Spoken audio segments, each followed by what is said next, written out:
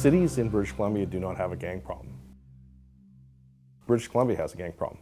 This problem isn't specifically a Lower Mainland issue. It touches everyone. We've gone to Prince George and spoken with hundreds of kids up there, parents and teachers. Yes, the lifestyle may be a little different here, but kids really aren't that different. I think a conservative estimate for British Columbia is about 3,000 people that have engaged in the gangster lifestyle and about 120 groups. Obviously, the ones that get our attention in terms of gang issues are teenagers. It seems to peak at age 15. And the work that I do with Surrey Safe Schools, the children can be as young as 10 years old. A lot of kids are coming from non-traditional at-risk homes, and in my mind, they are making a rational choice as to why they're joining these gangs.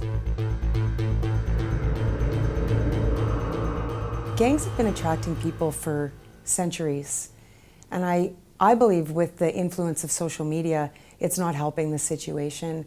Our youth and children and even adults are so exposed to all these images all the time, and we've created this culture of wanting that immediate gratification without really having to work for it. Who wants to work at 15 bucks an hour, save $100 a week, and at the end of the year you have 5 to 6 grand?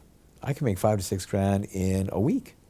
I can make $20,000 in a month. You need to make some money and put food on the table, or even buy new kicks just to fit in, even get your hair cut. Everybody's in it for the money.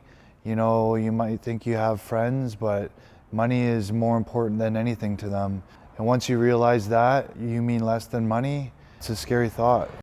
The gang lifestyle and organized crime and drugs, it is intricately connected. It's a bit of a spider's web in terms of how connected it can be at times, but you cannot separate the sale of drugs, the use of drugs, from what many people think is true gang or organized crime activity.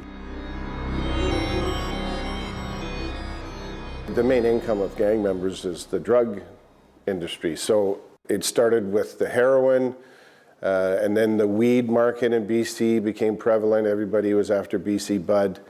Then you got some of these newer gangs almost taking over from the Hells Angels, who had a complete control of the weed market. The Vietnamese gangs came in. It was becoming international. Our grandparents and our parents were here and working. You know, they would work in the farms, and now they own the farms.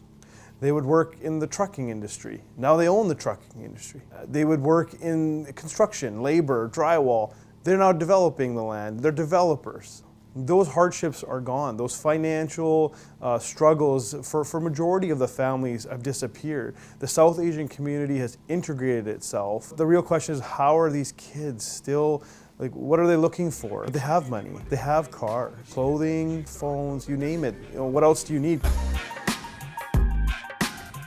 And the problem we're facing here is that we're not finding a way to stop our kids from being recruited. It's involved with the internet, the dark web now. You can order fentanyl, firearms parts, all of these sorts of things. You can be sitting on a beach in Mexico or Thailand running your Vancouver drug operation. A lot of our young people are ultimately walking around with miniature computers in their hands, and they're being accessed by, say, Snapchat or Instagram. The direct messages are coming in from, you know, men that are involved in, say, violent pimping gangs or some of your local gangs here in British Columbia. They end up linking up, whether it be at house parties or, you know, even through a couple of dates one-on-one with these guys, and before they know it, you know, these young women are selling their bodies for money for the gang. There was a kid that was caught trafficking drugs in a school. And what he would do is he transferred $10 into his account for the gram of weed. His buddy would take the weed to the kid. He had made 64 e-transfers that single day at school. He's now learned, with his social media skills and internet skills, how to traffic drugs. It used to be the kids that we were always worried about based on risk and protective factors. We could see them from a mile away. Now these quiet, anonymous kids with unlimited data packages, and it just comes and hits you from the side of, what do you mean this kid's running a Dally Dope line? We've never even heard of him. Social media has given him networking ability to all the criminals that he needs to. What we see is, unique to BC, say, as opposed to in the United States, we have dial-a-doping, which is ultimately like a pizza delivery service for, drugs. Go into a 6 and 7 class, and we'll ask who knows what a dial-a-doper is. And we were shocked to see the number of hands that came up. Basically, I had someone approach me about easy money, gave me a phone, gave me a car, told me what I needed to do. If I didn't have enough money or something happened to the drugs, it was on me. It really defies the logic and the research that we've seen in the past. It used to be said that gang members came from impoverished neighborhoods, disorganized neighborhoods, single-parent neighborhoods, issues of addiction and guns and criminality. But we're clearly seeing that there are gang members here that come from affluent homes, two-parent homes, university-educated homes, and they have money and they have resources and they have options, and they don't have a need to go to gangs, but they choose to go to gangs. It could be a youth who's in a ma and pa kind of home where everything appears to be stable on the surface, and I think it's important for people to know that any youth is at risk. It's about power, money, belonging, identity, and all those pieces. Everything's so image related on social media. It's always about who's got the newest purse, who's got, the biggest diamond. Young men will take these girls on a lot of dates, they'll flash a lot of money, and then these girls kind of get used to this lifestyle and they start to like it. They have their beautiful purses, like their bags and their glasses and all of the makeup and hair extensions and all the things that social media tells them that's beautiful, but they're so at risk. They're at risk for being exploited, for being trafficked, asked to carry the drugs or the gun in their purse. They're getting young women that don't have any negative police history to purchase guns legitimately, and then the gang or their associates will fake a break and enter and end up stealing those guns, and they end up getting used in the commission of an offense. You can go back to Prohibition era, and women were being involved with organized crime members, carrying their money and their guns. It's essentially the same thing that's happening now. It's just a different decade. Kids are brandishing weapons. They're showing up outside of schools and taking a selfie and putting it on Instagram, and that's causing a lot of panic.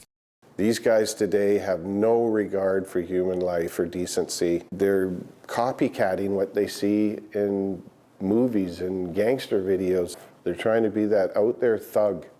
That's how you move up in rank, is by doing time.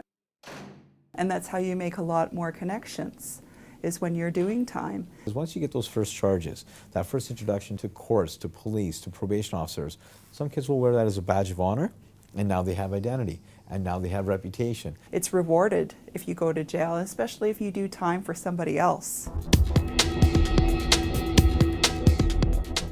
A lot of these women end up overdosing. And we know very well there's fentanyl in the mix now, which changes the game. And we explain this to the kids as well, that maybe that first day that you're trying that party drug is not just trying that party drug. You may not wake up from it. You're definitely going to get introduced to a world of hard drugs.